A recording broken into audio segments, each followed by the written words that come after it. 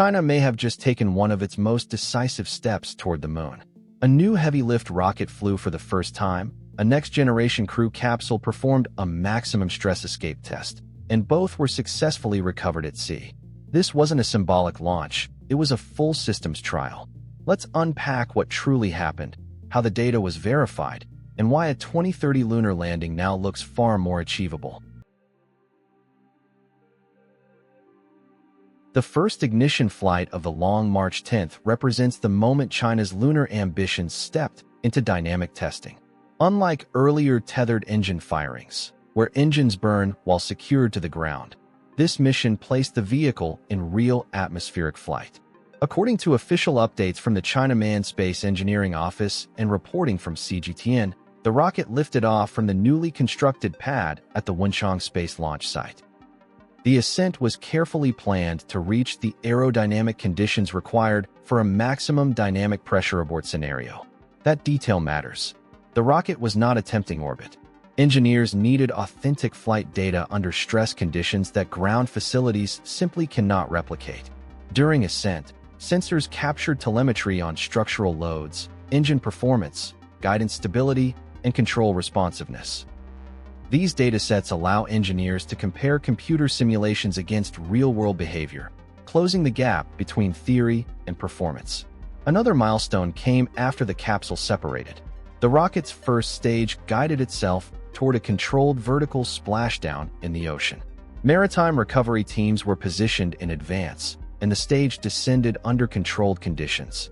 While still in prototype form, the Long March 10th is being developed with partial reusability in mind. Reusability is not just about cost reduction, it shapes mission cadence.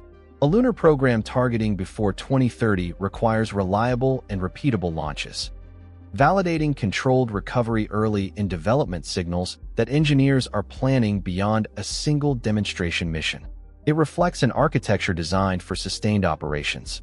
Equally important, this test marked the first ignition flight from Wenchang's newly completed launch infrastructure.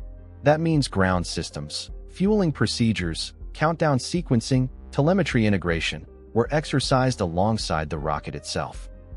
Launch pads are complex ecosystems, and validating them under live conditions removes another layer of uncertainty. By the end of this mission, the Long March 10th had moved beyond static testing into true flight verification. That transition is often where programs either stall or accelerate. In this case, the data reportedly confirmed ascent stability and recovery feasibility, and that set the stage for the most critical demonstration of the day, proving the crew capsule could protect astronauts under maximum stress. The highlight of the mission was the maximum dynamic pressure abort demonstration of the Mengzhou, often translated as Dream Vessel. Maximum dynamic pressure occurs when aerodynamic forces on a launch vehicle peak during ascent. It is one of the most demanding phases of flight. Triggering an abort at this exact moment intentionally tests the spacecraft under the most challenging atmospheric conditions it would realistically face. According to official mission statements, once the rocket reached the designated stress regime, the abort command was issued. The capsule separated cleanly from the Long March 10th. It then descended under parachutes and splashed down safely in the ocean. At approximately 12:20 p.m., maritime search and rescue teams completed recovery operations, marking China's first at-sea retrieval of a crewed spacecraft. This was not merely a dramatic maneuver. Abort systems are the backbone of human spaceflight credibility. They must function instantly and reliably under extreme aerodynamic load. Ground simulations can approximate these forces, but real atmospheric dynamics introduce variables that only live flight can reveal. By passing this test, Mengzhou demonstrated structural integrity, propulsion coordination, and parachute deployment under peak stress. Another notable feature is that the Mengzhou return capsule is designed for multiple reuse cycles. Reusable crew vehicles require post-flight inspection protocols, heat shield durability, and structural resilience after splashdown. Recovering the capsule intact provides engineers with the first opportunity to evaluate how real-world exposure aligns with design expectations. Ocean recovery also expands operational flexibility. Previous Chinese crewed missions typically landed on land. Incorporating maritime retrieval into the program prepares the architecture for future lunar return scenarios, where splashdown may offer broader landing corridors. Perhaps most importantly, this was China's first maximum dynamic pressure abort test for a crewed spacecraft. Completing that milestone significantly reduces program uncertainty. When a space agency proves it can protect astronauts during the most stressful moment of ascent, it moves beyond conceptual readiness into operational credibility. This mission becomes even more meaningful when viewed within China's larger lunar roadmap.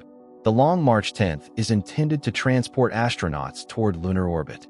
Mengzhou will support both lunar missions and low Earth orbit operations. Meanwhile, progress continues on the Lunar, which has already undergone integrated landing and ascent verification tests according to official announcements.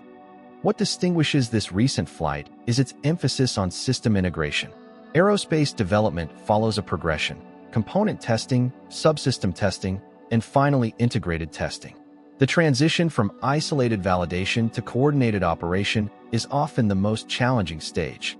During this mission, engineers confirmed compatibility between launch pad systems, vehicle telemetry, abort signaling logic, and maritime recovery coordination. Integration matters because lunar missions involve tightly synchronized events. Launch timing, trajectory alignment, crew module performance, and lander rendezvous must function as a cohesive chain. Even minor discrepancies in communication or sequencing can cascade into larger complications. By executing ascent, abort, splashdown, and recovery in one structured scenario, engineers collected end-to-end data on how these layers interact under real operational conditions. China has publicly maintained its objective of landing astronauts on the Moon before 2030. For comparison, the United States Artemis program, led by NASA, aims to return astronauts to the lunar surface later this decade, though timelines depend on ongoing testing outcomes. Both programs face technical milestones ahead. The difference lies in how many uncertainties have been reduced through real-world validation and practical execution. This mission eliminated several key unknowns: ascent performance under abort trigger conditions, capsule escape reliability at peak aerodynamic load, and coordinated ocean recovery execution. Each successful demonstration narrows the development gap between testing and operational deployment. For viewers familiar with advanced space observatories and planetary missions, you understand that integration success signals maturity. When hardware and operations function together under live conditions, schedules shift from aspirational to plausible. China still needs orbital test flights, full mission rehearsals, and coordinated lunar lander integration. However, this milestone shows that multiple pillars of its lunar architecture are moving in parallel toward readiness. After this mission, China's 2030 lunar landing target appears far more credible. The Long March 10 transitioned into live ascent validation. Mengzhou proved it can protect crews during maximum aerodynamic stress. Maritime recovery procedures were executed successfully. Integration between launch systems and spacecraft was tested in a real environment. None of this guarantees a moon landing. Space exploration always presents new challenges, but it does reduce uncertainty. And in engineering, reducing uncertainty is everything. If this pace continues, the question may shift from if to when. If you enjoyed this video, don't forget to like, share, and subscribe for more updates on space exploration and scientific discoveries, and don't forget to leave a comment below. Also, you can visit our website, SpaceEyeNews.com. Thank you for watching, and see you next time.